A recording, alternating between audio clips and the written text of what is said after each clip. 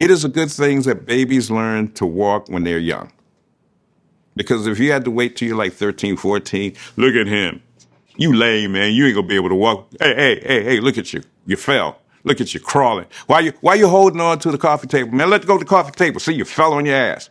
That's what we run into as we start to get older. My barometer of where I am as a human being are animals and kids because they have no filter. If I can get a kid to look at me and smile or a dog to come over, a cat, I realize my energy is fine. Because as adults, we start playing games with each other where we don't feel easy. And it stresses us and it gives us problems. If we're not communicating, then we're miscommunicating, right? If I'm not being respected, I'm being disrespected. If I'm not at ease, then I'm at dis-ease. Hi, I'm Alvin Jones, and I am a culture builder.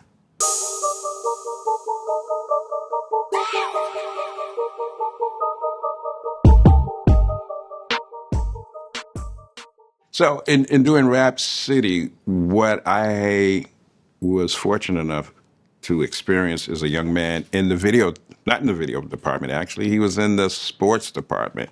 And a lot of times people are very tribal, stay in your lane. I don't tell you guys how to do a sports show. Don't tell me how to do a video show. But this young man had such passion about what he felt. And he's just like, I'm going to tell everybody. I'm going to spread the word.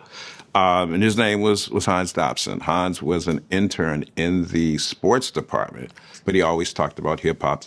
And at that time, in 1987, 88, hip-hop was like a little side thing. Oh, man, this ain't real stuff. And even radio stations only played hip-hop for the most part on a Friday, Saturday night as a specialized mix show. But his energy, his feeling about this was so contagious. So I'm like, hey, come here. Tell me about this hip hop thing you're talking about. And he would tell me information. I remember when Q-Tip was with the Jungle Brothers, and he would tell me about this with X-Clan and different folks.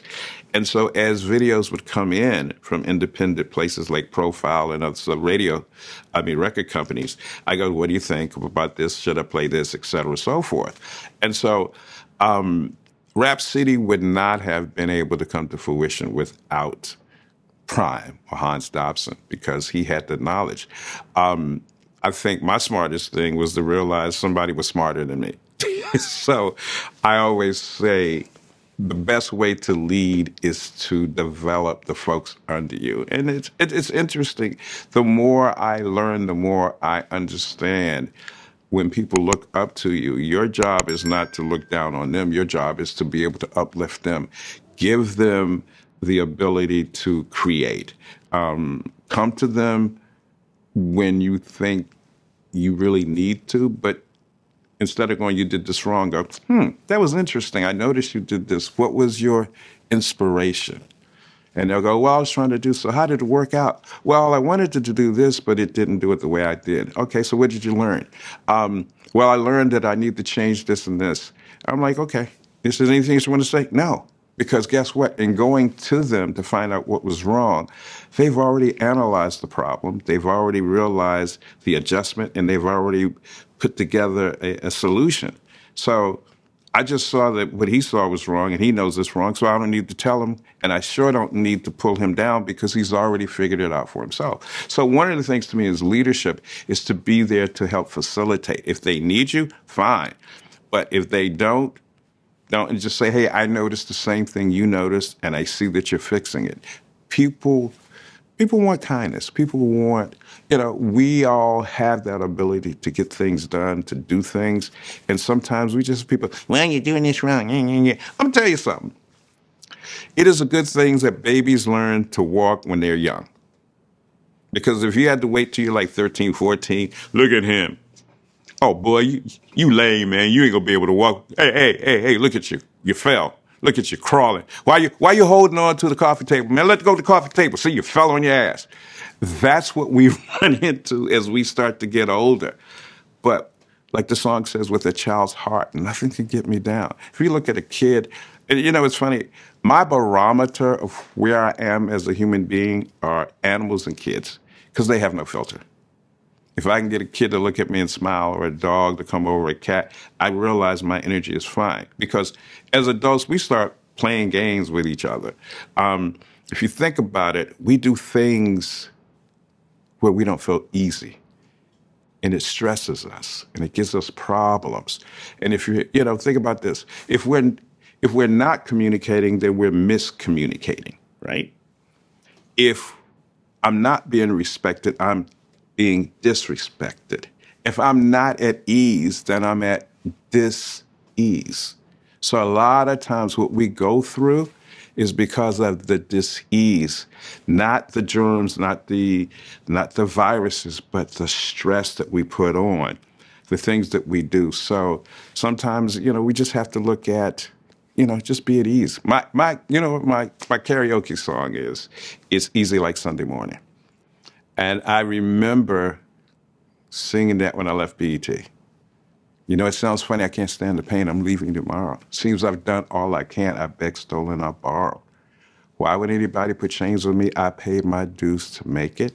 Everybody wants me to be what they want me to be. I'm not happy when I try to fake it. I want to be high. I want to be free to know the things I do are right. I want to be free. And so that's why music still becomes those songs that can tell stories. There was a buddy of mine, and he died before the world had a chance to know who he was. His name was Howard Kenny. He had a song called "Between the Lines." If you could read between the lines, you'll see what I'm trying to say. Between the lines, you'll see the games that I play, words that are so hard to say whenever we're face to face. And you know what you'd have to do, the things to make our love flow. And I'd know, too, the things I have to do done for me and you so that you stay and not go away. But truth gets lost in games of love. Who did what to whom and why? Tangled in a web of trite arguments. Who spoke the words that hurt worse? Was it you? Was it I? I want your love. I need your love. This feeling is constant. There's the same design. But, hey, the game has started. Rules are set. I got no choice to play, if you could read between the lines. People ask me about my relationship with Joe Clair. Okay, I got to tell you this, and Joe has admitted it too. So Joe Clair, I met Joe at NBC. Joe was working the mailroom at NBC, right? There's a buddy of ours, Tracy Wiggs. So Tracy was running the mailroom, but he was going on the road because he was working with Dave Rubin doing comedy stuff, Earthquake and a bunch of stuff. So he was going on the road. So he brought in this guy, Joe Clair. And Joe was the person now running the mailroom. So a buddy of mine, we used to do parties, have events from time to time. And of course, there was no email back then. So what you had to do is you had to print up invites, postcards, and send them out. So Joe would give us postage. So we'd come down and we'd have our 1,000 of postcards to go out, and Joe would just go, because, licking stamps was a pain. You had to do that and lick stamps. But that was Joe. And see, I didn't know Joe was a comedian then. And then one time I saw him go out and perform, and I'm like, oh, Joe is funny. I was dying. But Joe, smart. He gives back to the community. He really cares. I'm happy to know him. And so we still joke about that. Like, yeah, Joe gave me postage. Sorry, NBC. Hey, I'm Alvin Jones. Welcome. You are experiencing 247hh.com.